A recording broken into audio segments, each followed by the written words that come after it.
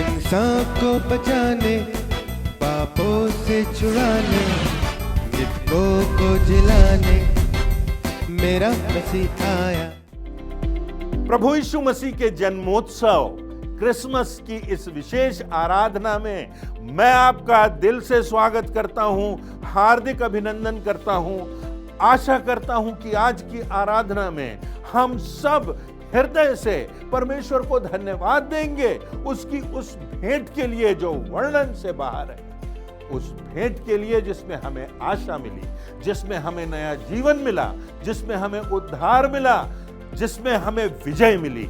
उस भेंट के लिए जो प्रभु यीशु मसीह के रूप में परमेश्वर ने हमको इस संसार में दी है, जो आज भी हम सबों के लिए उपलब्ध है।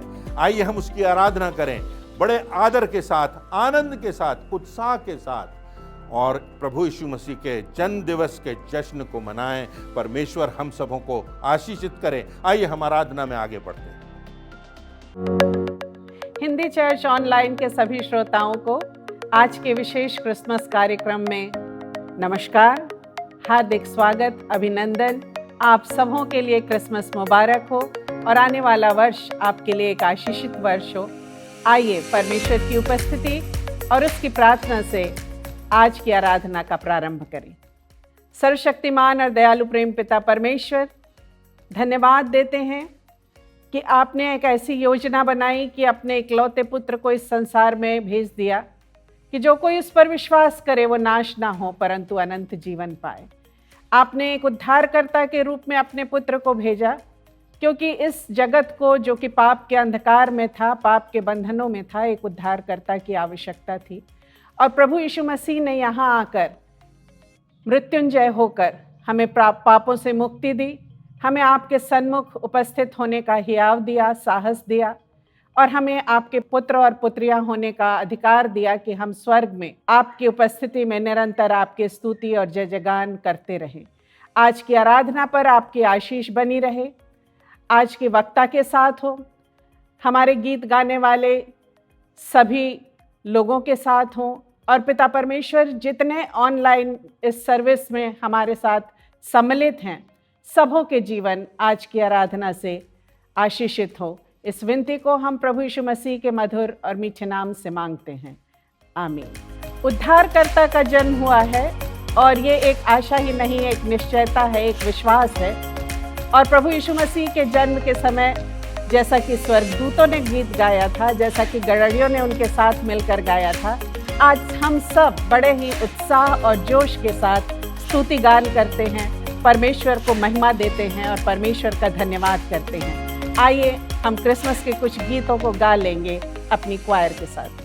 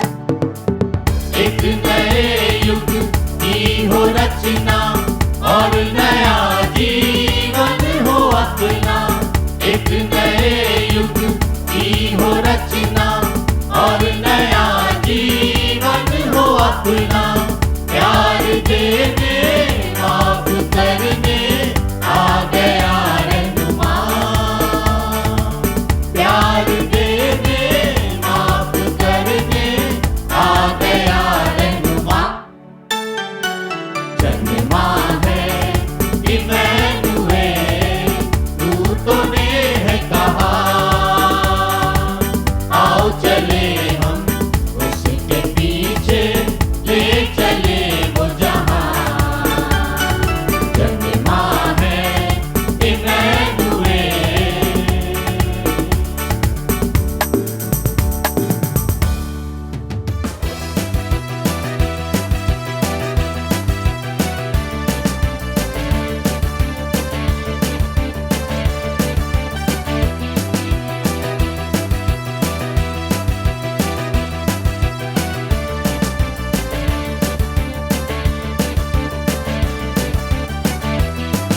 इंसान को बचाने, पापों से छुड़ाने, मृतकों को जिलाने, मेरा मसीह आया।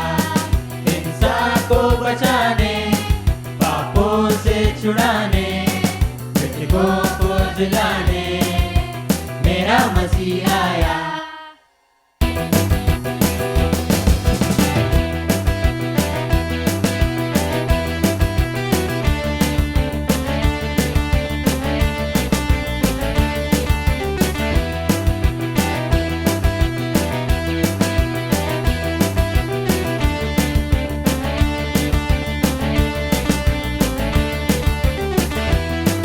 नाराज़ी ना चाहती, दिल भी थे टूटे हुए, ना मंजिले ना हम सफर, अपने भी छूटे हुए।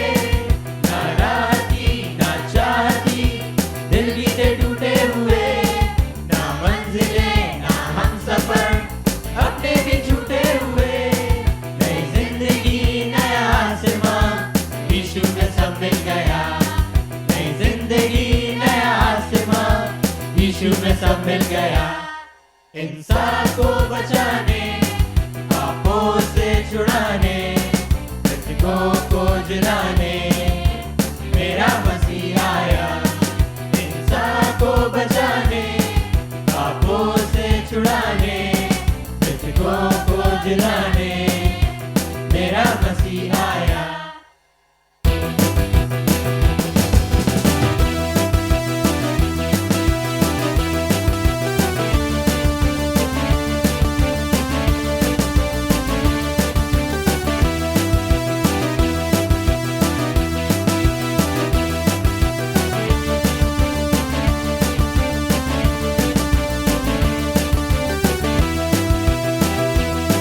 दूतों ने जाकर कहा, जन्मा है यीशु मेरा।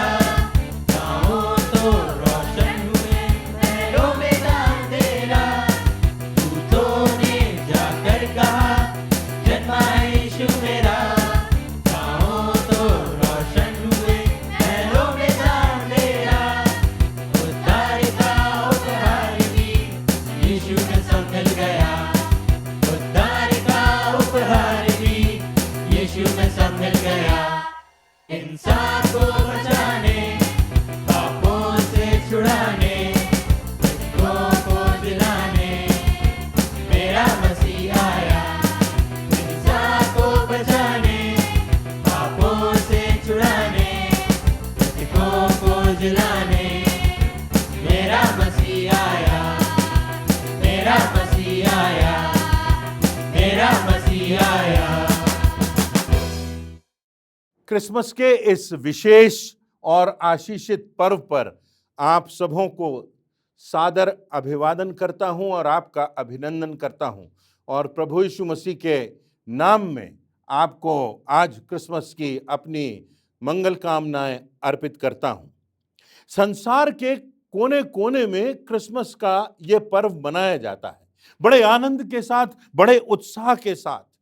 बहुत से विद्वानों ने और धर्मशास्त्रियों ने क्रिसमस की इस घटना को, प्रभु यीशु मसीह के जन्म की घटना को इतिहास का सबसे महत्वपूर्ण अध्याय कहा है। The most significant event on the earth कहा गया है।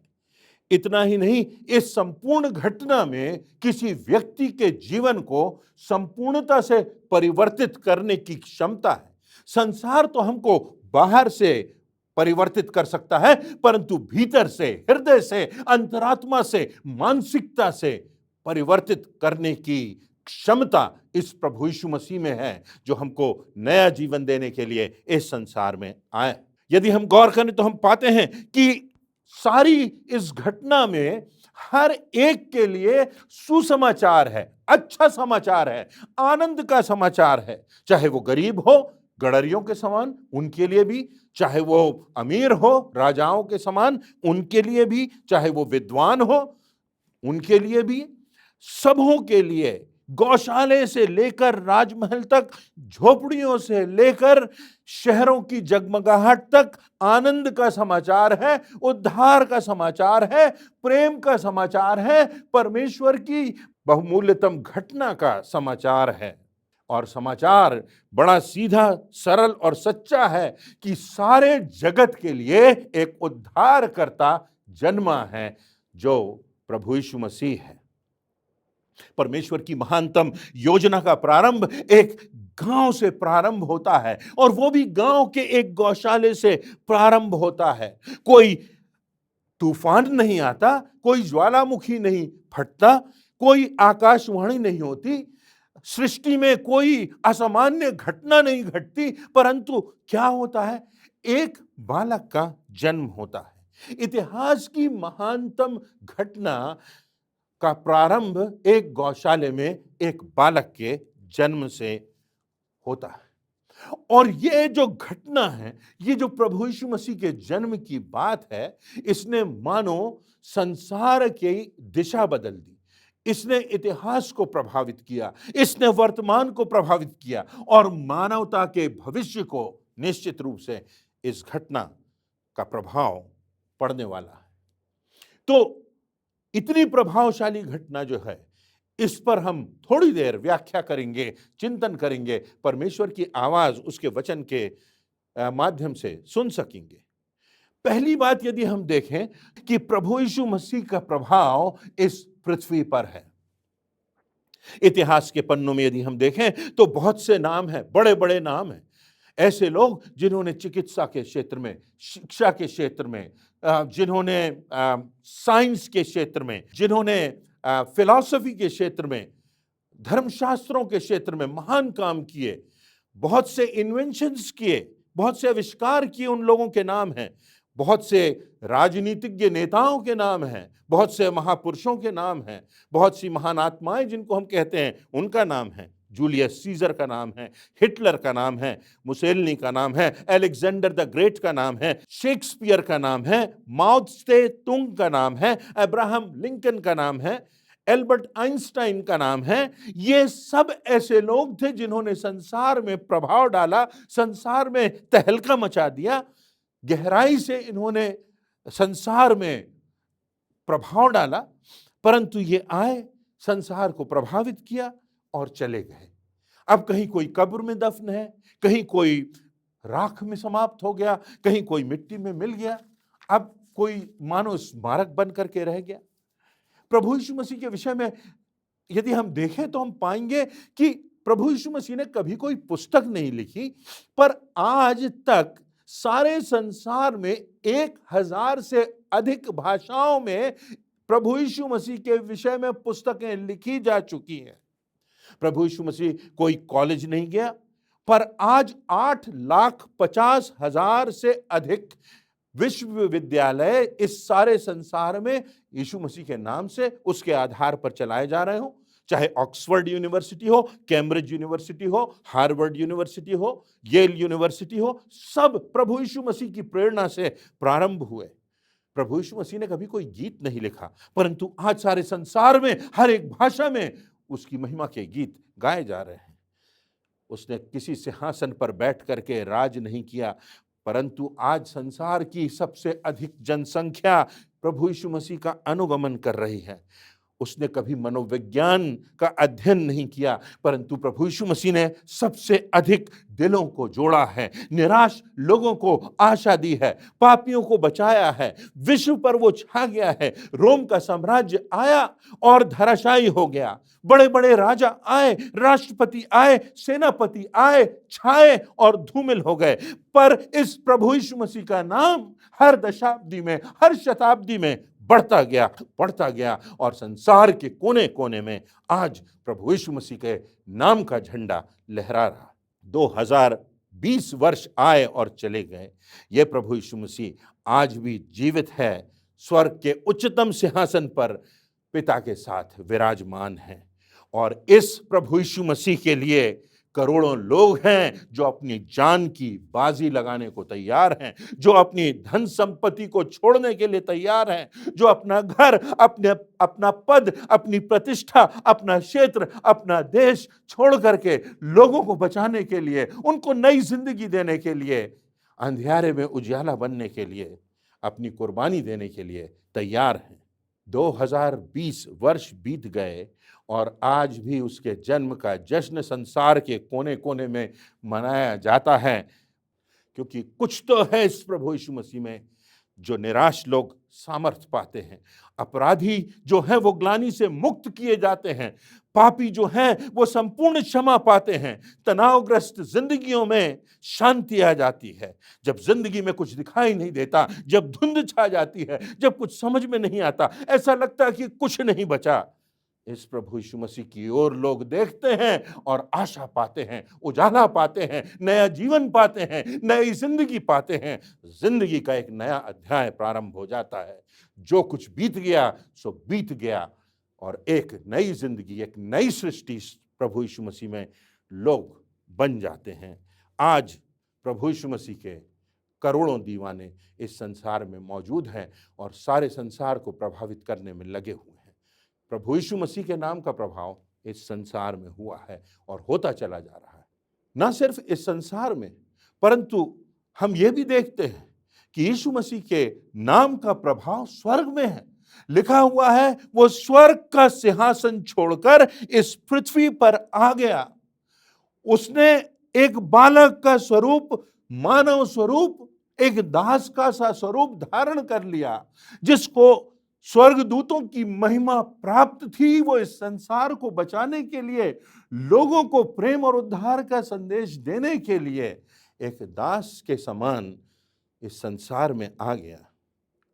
मत्ती रचित सुसमाचार उसके 28वें अध्याय की 18वीं आयत में प्रभु यीशु मसीह कहते हैं कि स्वर्ग और पृथ्वी का सारा अधिकार मुझे दिया गया है। यूहन्ना के 11वें अध्याय की 25वीं आयत और उसके आगे लिखा है, यीशु ने उनसे कहा, पुनरुत्थान और जीवन मैं ही हूं, जो कोई मुझ पर विश्वास करता है वो मर भी जाए तो भी जिएगा, और जो कोई जीवता है और मुझ पर विश्वास करता है वो अनंत काल तक ना मरेगा। जिसने मुझे पहचान लिया, जिसने मुझे स्वीकार कर लिया, वो तो अनंत जीवन में प्रवेश कर चुका। प्रेरितों के काम नामक पुस्तक उसके 7वें अध्याय की 56वीं आयत को यदि हम देखें तो हम पाते हैं स्तेफनुस का वध हो रहा है और मृत्यु के समय जब उसकी आत्मा उसके शरीर को त्यागती है तो वो देखता है कि स्वर्ग खुला हुआ है और मनुष्य का पुत्र प्रभु यीशु मसीह सिंहासन के दाहिनी ओर खड़ा हुआ है। मत्ती रचित सुसमाचार उसके 25वें अध्याय की 11वीं आयत में उसके संबंध में भविष्यवाणी है कि जब प्रभु यीशु मसीह अपनी महिमा में आएगा तब स्वर्गदूत उसके साथ आएंगे और वो अपनी महिमा के सिंहासन पर विराजमान होगा।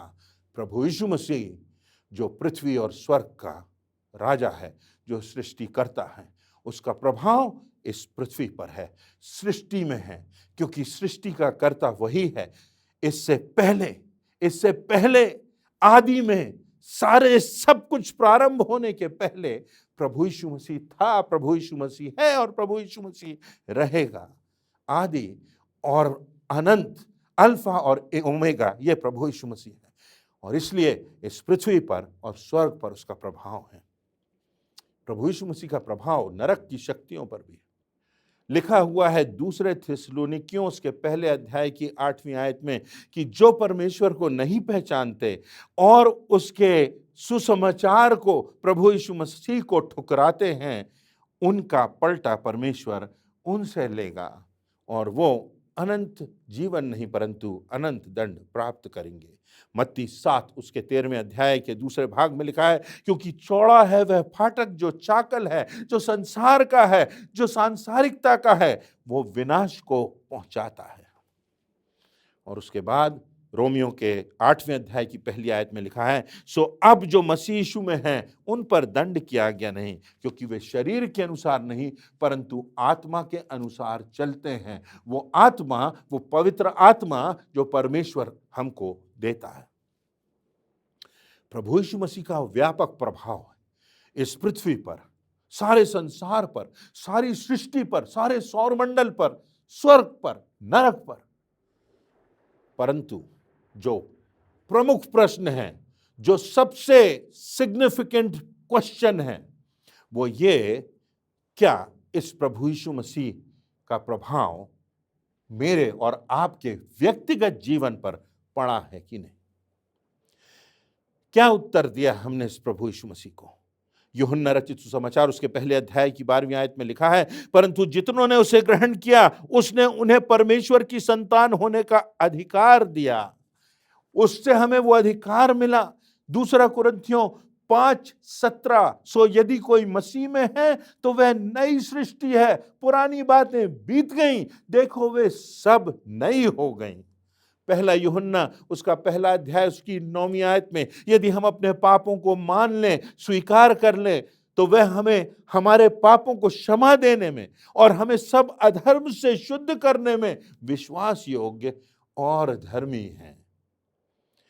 हम देखते हैं मरियम की जिंदगी को।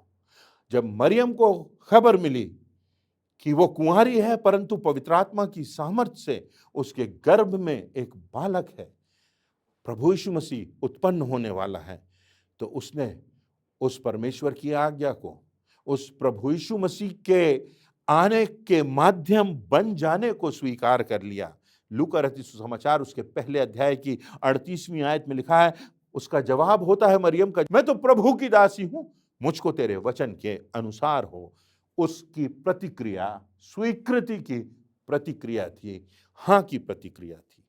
यूसुफ से कहा गया मत्ती 1:24 कि जाकर के अपनी मंगेतर मरियम को अपने घर ले आ, तो स्वप्न में दर्शन पाकर जैसा कहा गया था वैसा ही उसने किया।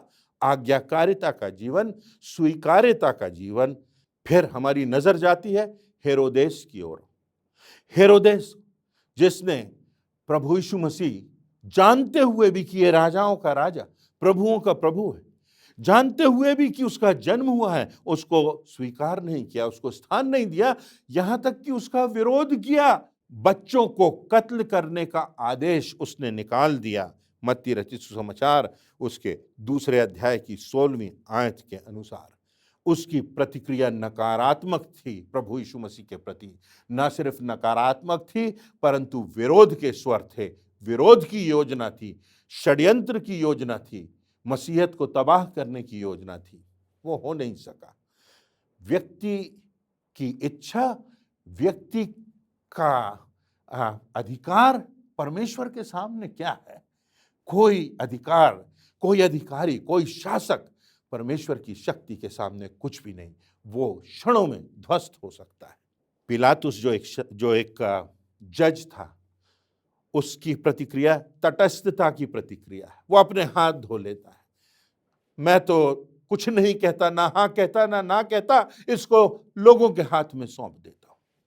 तटस्थ होना भी नकारात्मकता की प्रतिक्रिया है। बाइबल में लिखा हुआ, वचन में लिखा हुआ है कि जो जानता है कि सही क्या है और नहीं करता, ये वास्तव में उसके विरोध में प्रतिक्रिया है, नकारात्मक प्रतिक्रिया है। मेरी और आपकी प्रतिक्रिया क्या है? क्या मुझे वो क्षमा चाहिए? क्या मुझे वो शांति चाहिए? क्या मृत्यु के बाद अनंत जीवन की निश्चितता चाहिए? क्या मुझे विजयी जीवन चाहिए? क्या परमेश्वर की सामर्थ्य से भरा हुआ जीवन चाहिए? क्या परिपूर्णता का जीवन चाहिए? प्रभु यीशु मसीह के आगमन के समय जो बात है वो ये है कि परमेश्वर ने अपनी सर्वोत्कृष्ट भेंट इस संसार में इस उपहार के स्वरूप में दी है। एक ऐसी भेंट, एक ऐसा दान जो वर्णन से बाहर है। प्रश्न ये उठता है कि हमारी क्या प्रतिक्रिया है? उस भेंट को लेने को क्या हम तैयार हैं? जो भेंट दी जाती है, अगर हम उसको स्वीकारते हैं तो हम उस व्यक्ति के प्रेम को भी स्वीकारते हैं, उसके संबंधों का भी सम्मान करते हैं।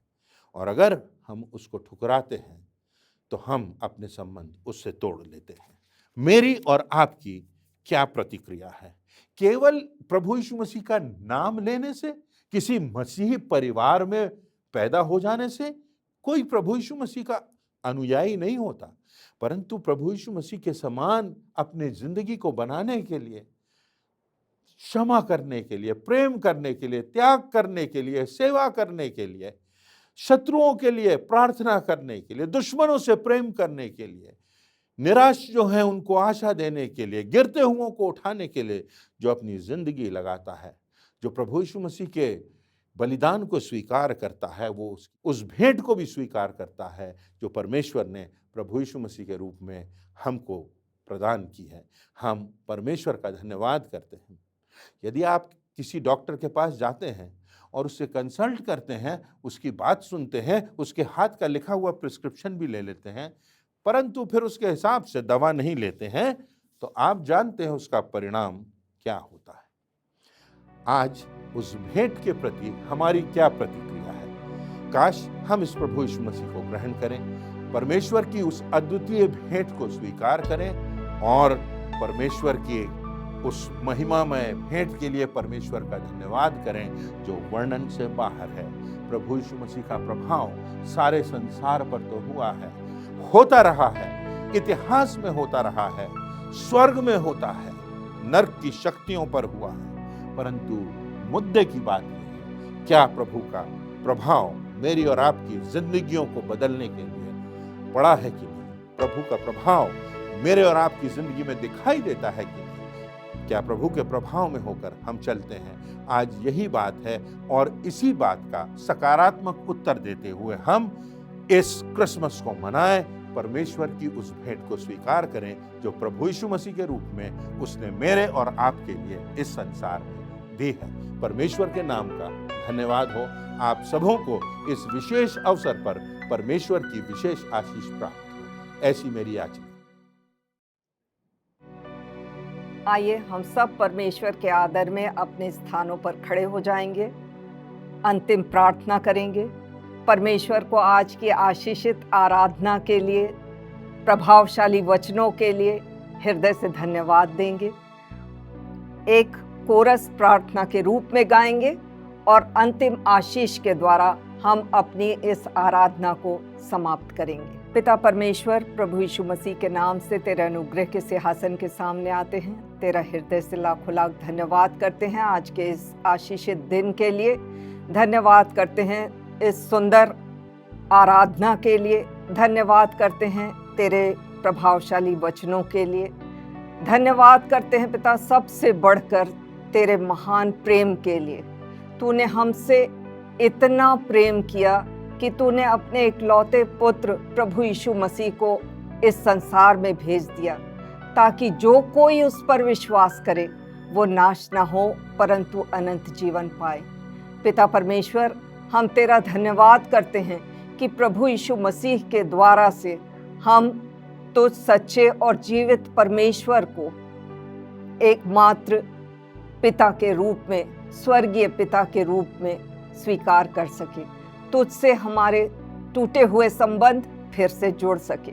पिता परमेश्वर, तू हमारी सहायता कर कि प्रभु यीशु मसीह को हम अपने जीवन का प्रभु और मालिक बना सकें, ताकि हमारे जीवनों में जो भी दुर्भावनाएं हैं, दुर्वासनाएं हैं, जो भी ऐसी बातें हैं जो तेरे वचन के, तेरी महिमा के, तेरी गवाही के विरोध की बातें हैं, वो सब बातें हमारे जीवनों से दूर हो सकें और हम तेरे प्रेम के, तेरी दया के, तेरी क्षमा के, तेरी पवित्रता के, तेरी धार्मिकता के हम योग्य गवाह, योग्य प्रतिनिधि बन सकें कि हमारे जीवन दूसरों के लिए आशीष का और गवाही का माध्यम बने, क्योंकि हम अपनी इस विनती को तेरे ही इकलौते बेटे, अपने उद्धारकर्ता, मुक्तिदाता प्रभु यीशु मसीह के पवित्र और मीठे नाम से मांगते हैं। आमीन। रात अंधेरी दूर गगन में तारों की छाँव तले, स्वर्ग से उतरे दूत ये कहते बैतलहम को चले। रात अंधेरी दूर गगन में तारों की छाँव तले, स्वर्ग से उतरे दूत ये कहते बैतलहम को चले। आइए हम सब अपने स्थानों पर खड़े हो जाएंगे और परमेश्वर की आशीषों को ग्रहण करेंगे। अब हमारे परमेश्वर पिता का प्रेम, प्रभु यीशु क्रिस्ट का अनुग्रह और पवित्र आत्मा की शांति और सहभागिता हम में से प्रत्येक विश्वासियों के साथ आज से लेकर अनंत काल होती रहे। आमीन।